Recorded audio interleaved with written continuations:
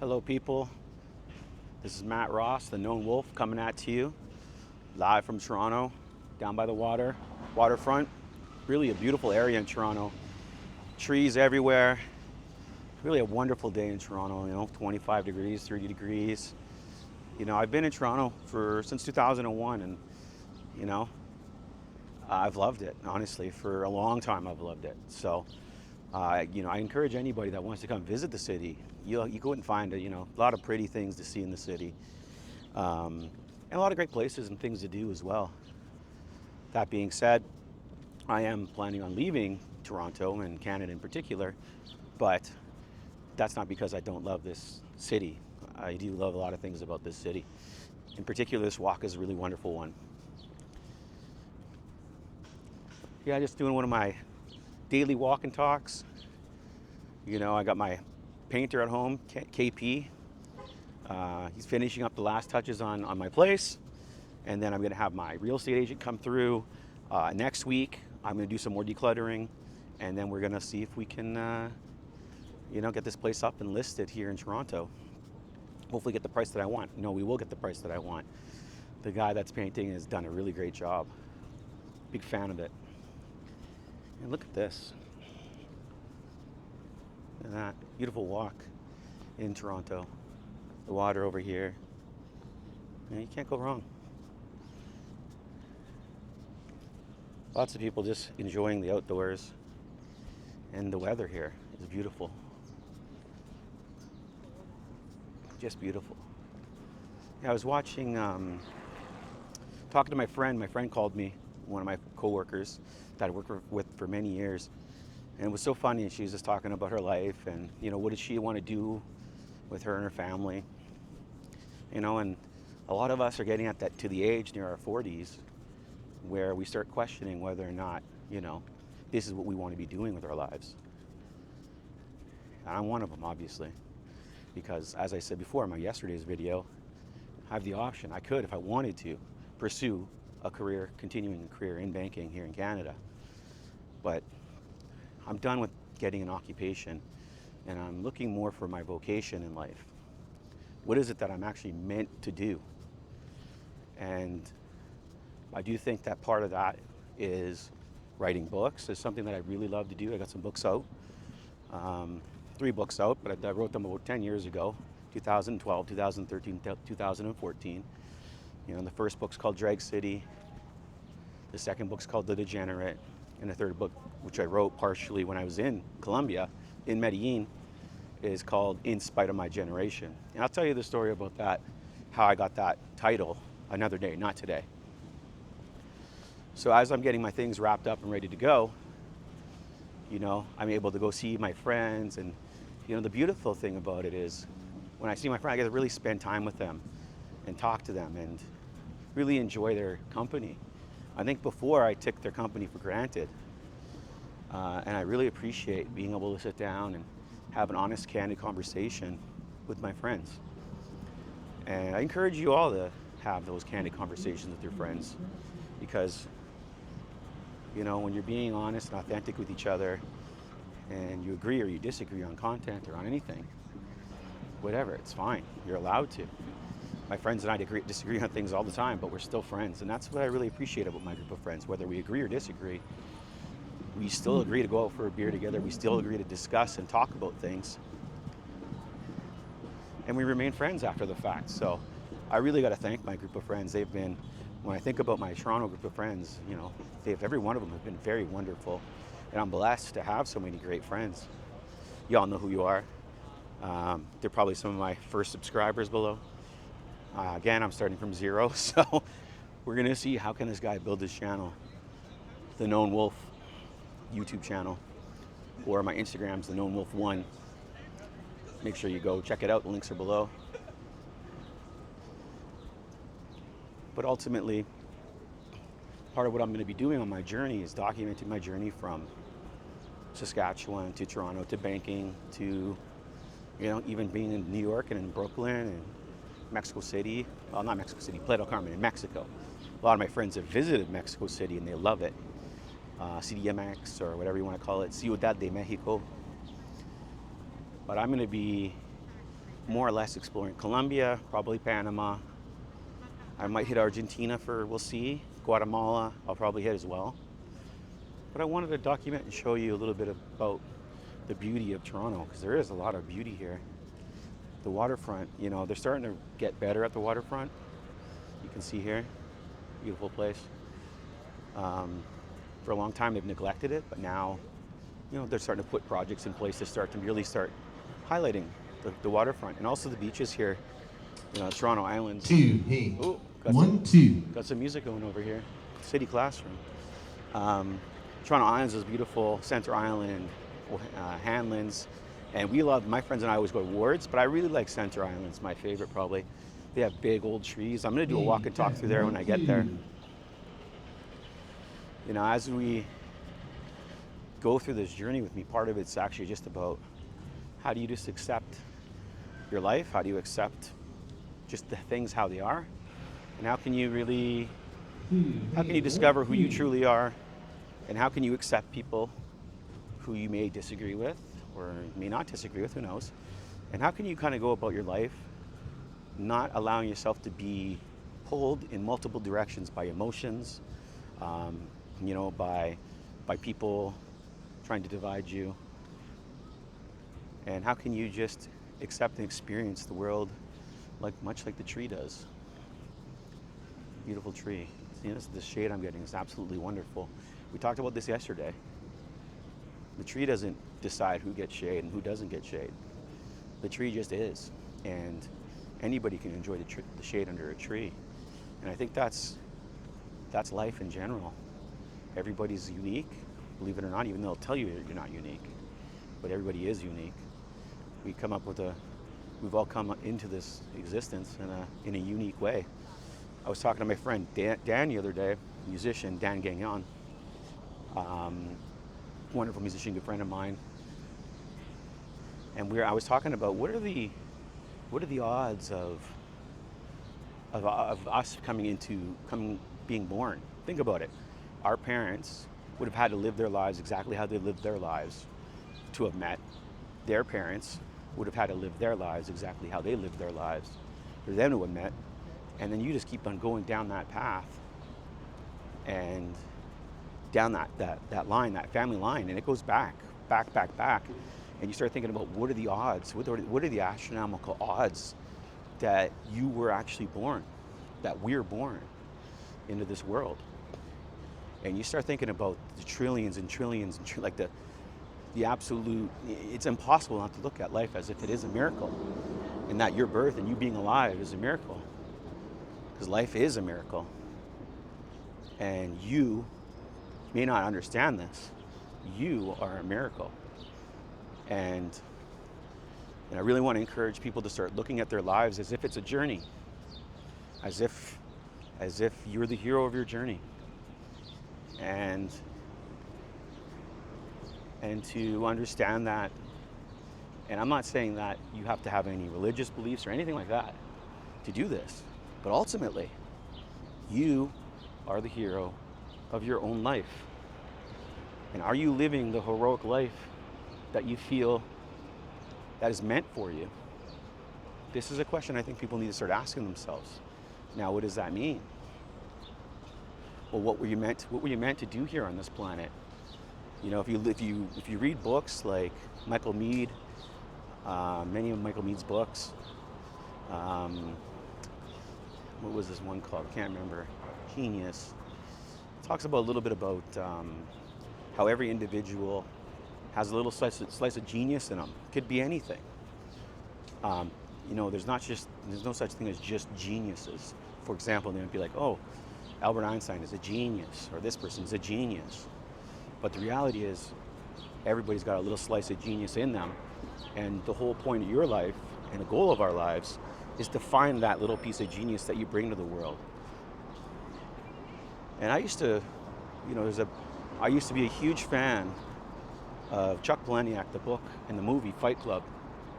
And in that movie, they talk about how people aren't unique. You're not a unique snowflake. Essentially what they're saying is you got to stop thinking like that. You need to start thinking more on a collective level. But And I started to realize that, and you know, that was my view for a long time, is that we are the all singing and dancing shit of the world. It was kind of my philosophy for a long time. Got some construction happening here. Gonna have to go this way. Go back to the water here. And what I started to realize was that, yeah, no, actually, we are unique. Everybody is unique on every level, whether it be unique, the makeup of how you came into the world, your DNA, your soul, or yourself, your higher self, whatever you want to call it, is unique. And I want people to, one of the things I think is important for people to understand and start to consider is that you are here for a purpose. You are here for a reason. You are here to discover who you are. You're here to discover yourself. And that you are unique. And to pursue and find that uniqueness, that true piece of genius that is you. What are you doing to explore that? And they talk about how do you determine, how do you find out what you're truly here to do in this world? Well, what gives you energy? What is it that you do in your life that gives you energy, that makes you want to continue to do it? So when I think about my life, what gives me energy? You know, writing gives me energy. Playing music gives me energy. Painting gives me energy. Doing these walk and talks, this gives me energy. I'm excited to do this.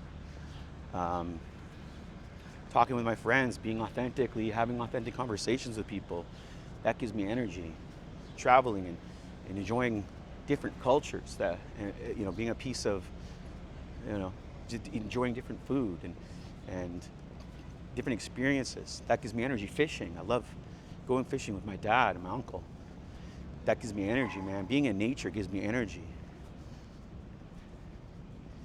I love it. I absolutely love it. Looking at big, beautiful trees, that gives me energy. So when you start asking yourself, how do you determine, how do you find your own personal piece of genius, is what gives you energy? What gets you energized? You know, I love having beers with my friends on patios, you know, having good conversations, you know, smoking cigs. I'm not perfect. And, you know, having great conversations, whether doesn't have to always be deep, you know what I mean?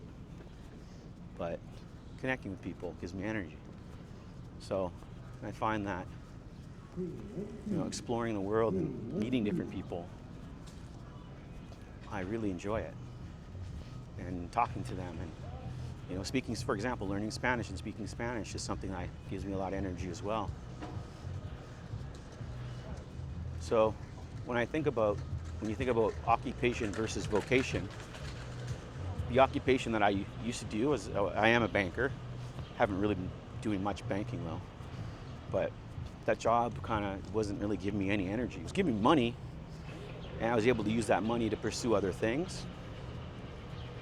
But energy, not really. So, and I didn't really realize there was a difference between occupation versus, say, a vocation, or what you're meant to do, or discovering who you are.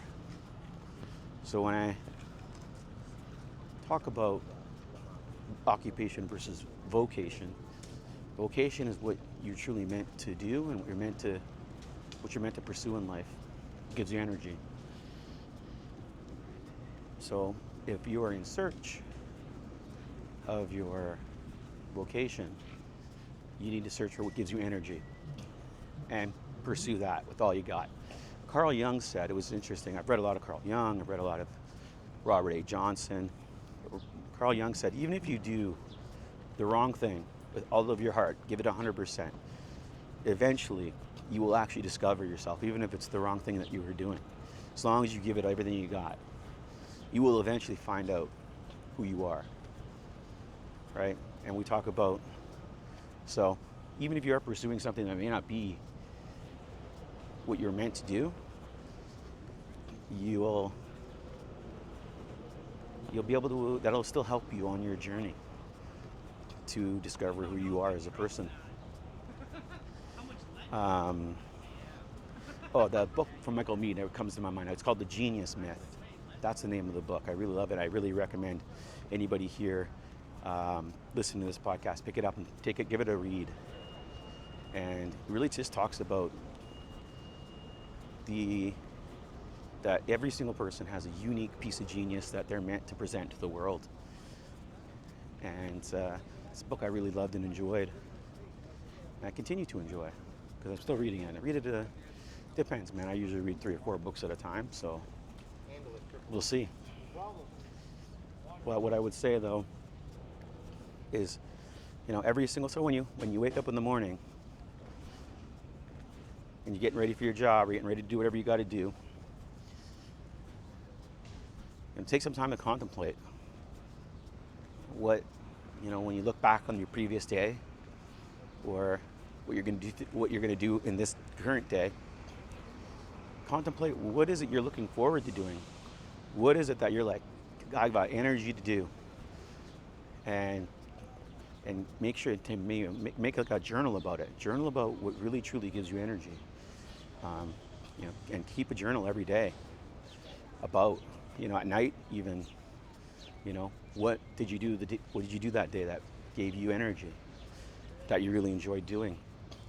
And really start honestly contemplating and looking into your own self and find out what that is. And if you do that, then you do that consistently, you'll find yourself on a path that you never thought you'd ever be on. The thing is, a lot of people, they're gonna judge you. They're gonna say that you've gone crazy. All that sort of stuff. Just fine. There's nothing wrong. There's nothing wrong with people's terrible opinions about you. Who cares? They're ugly. Other people's ugly opinions don't matter. At the end of the day, it doesn't. Why do we care so much about what other people think about us? Why do we care so much about looking a certain way to other people? Just accept the fact that people are going to like you, people aren't going to like you. And at the end of the day, as long as you are pursuing yourself and you are bringing yourself to everything that you do,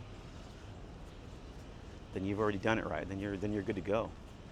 It does not matter what other people think about you, what your friends think about you, what your family think about you, what your boss thinks about you.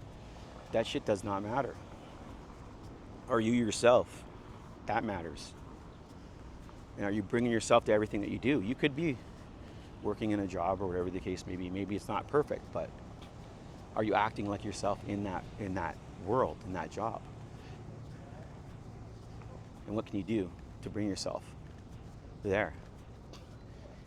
They talk about what's the one thing that, when you talk about a leader, for example, they always ask, what's the number one quality people look for in a friend or in a leader, or not even a leader, I should say in a friend?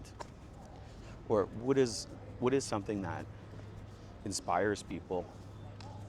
What's the number one thing that draws people into you as an individual? So when you think about, and a lot of times people, the first thing they say, well, I like people that got charisma. Got to have lots of charisma. But the actual number one piece or number one reason why people get drawn in and become your friend or are inspired by you is because you are authentic. Authenticity is what people are drawn to. It's what people respect. And at the end of the day, again, it doesn't really matter what other people think. I'm just letting you know that the closer you are to yourself, the more other people are going to be able to appreciate your uniqueness. And it's going to hopefully help them start to strive to find out who they are. So I really encourage everybody to take some time and find out, what people have inspired you the most. Has anybody inspired you, or who are you drawn to naturally? What are some of the things that you really like about those people? What are some of the things that draw you in? And at the same time, it's important that we are aware of people that when we look at people that we're drawn to, or when we look at people that we like or we dislike, those are all lessons too. So if you dislike somebody, or there's qualities about somebody you don't like, a lot of time that's a lesson about you. A lot of time that's you projecting something. So pay attention to what it is that you dislike about that person, and see if that quality or that quality is, if you can find that in yourself. Because a lot of the time, let's go for a walk here. A lot of the time, people dislike traits that they have in themselves when they see it in other people. So just remember that, and look at it like that. And that's the same thing with people that have really good traits. When you see somebody that you really like, a lot of times that's because those are traits that you see in yourself. And a lot of the time you're projecting your golden shadow, i.e.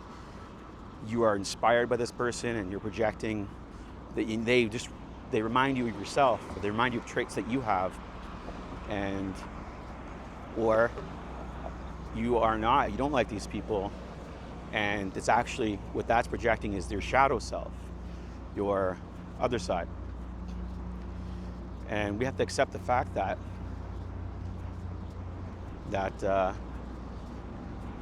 we are both, we have a lot of, that us humans are complicated. See this guy. So it's a beautiful little area we got here. This is Toronto. We're down by Mill Street. Gotta be careful of these shaded characters. There we go. I just projected something there. I don't know what. But at the end of the day, you're pursuing yourself, and you're pursuing what gives you energy, then you're on the right path. It's going to be bumpy. It's not going to be perfect. But at least you'll be taking the path as yourself. I hope you can hear me here. It's pretty loud. I'm actually going to pause. So anyways, I'm going to cut the video off here for now. Oh, we got a green light. Maybe I won't. I'm Matt Ross, the Known Wolf. I just do these little daily walk and talks. Gotta hurry up here. I'm gonna miss my light. Boom, boom, boom, boom.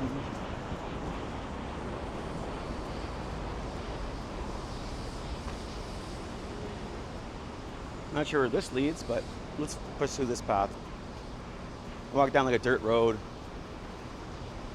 Nah, that's gonna be too loud. Let's cross the street over here. See if we can get something a little quieter. I'll show you Toronto here. Lakeshore, Parliament.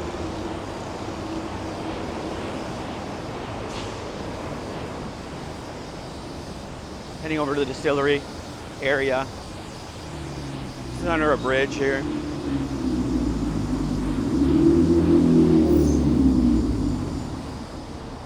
Noise of the city, you know what I mean?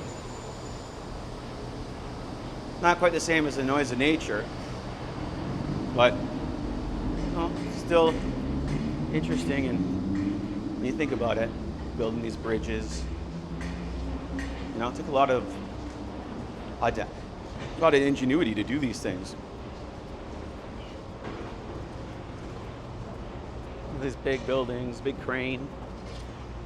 Yeah. Toronto under construction. We're kind of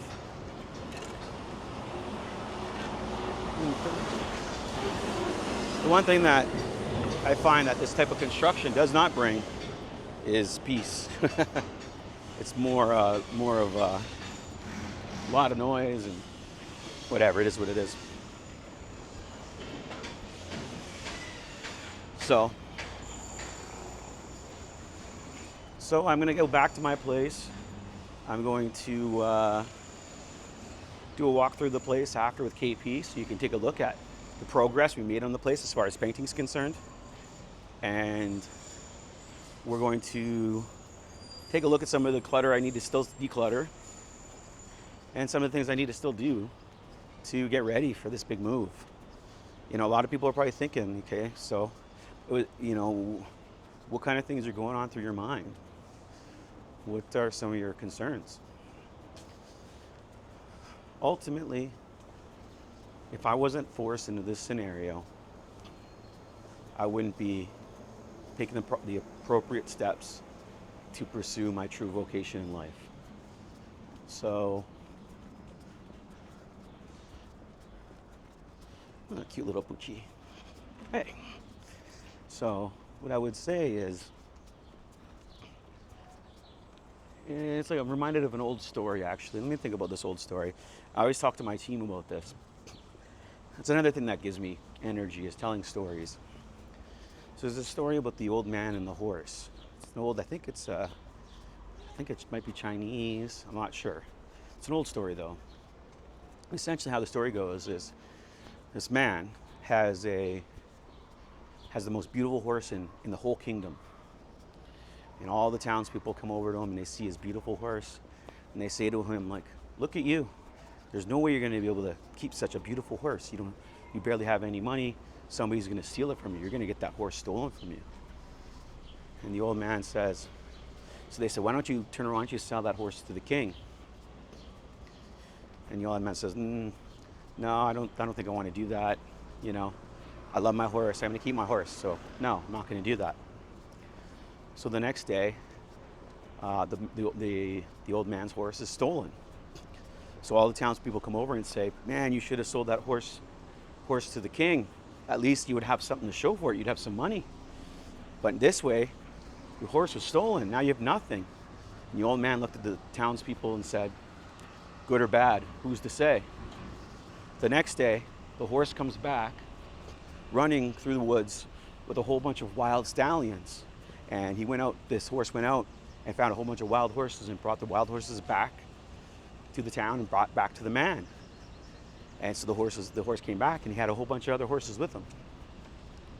And the townspeople all came around and said, oh my God, this is so unbelievable. This is so lucky. Look what happened. The horse brought you all these other horses. What a great stroke of luck. It's so good.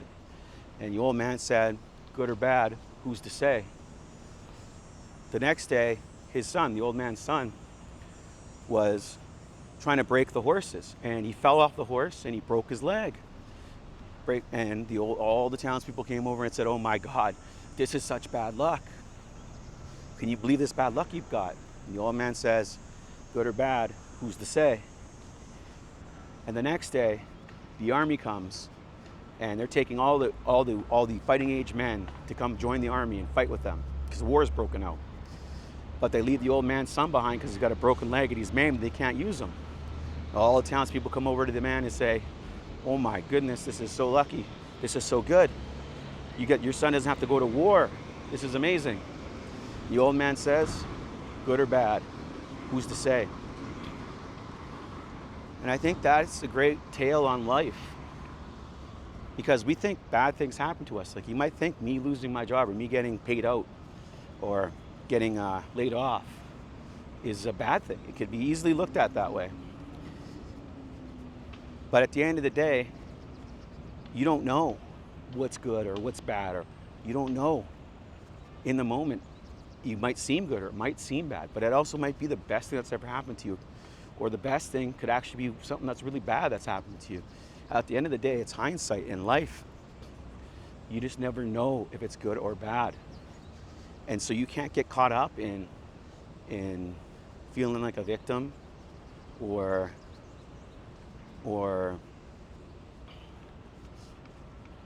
saying what's good or bad, because you never know. You never know where life's going to take you. And this story is a great example of that. So when I think about where I'm at and what I'm planning on doing, It still comes down to it, good or bad. Who's to say? Who knows if this is the right decision? Should I be pursuing another career in banking? Should I be continuing down that path? Who knows? What's going to happen when I get to Colombia or when I get to these other countries? I don't know. I don't know. Good or bad, who's to say? So I think that's a great place for me to stop for today. But my name is Matt Ross. I am the Known Wolf. You can get me on YouTube. My channel is called The Known Wolf. Please also search for me on Instagram. I'm the Known Wolf 1. That's with the number 1. Thank you very much for being on this journey with me. I look forward to having these types of walks and talks with you every day, if I can, from now until I stop. Okay? Thank you very much. Remember, life is good and bad. I don't know. All right, bye-bye.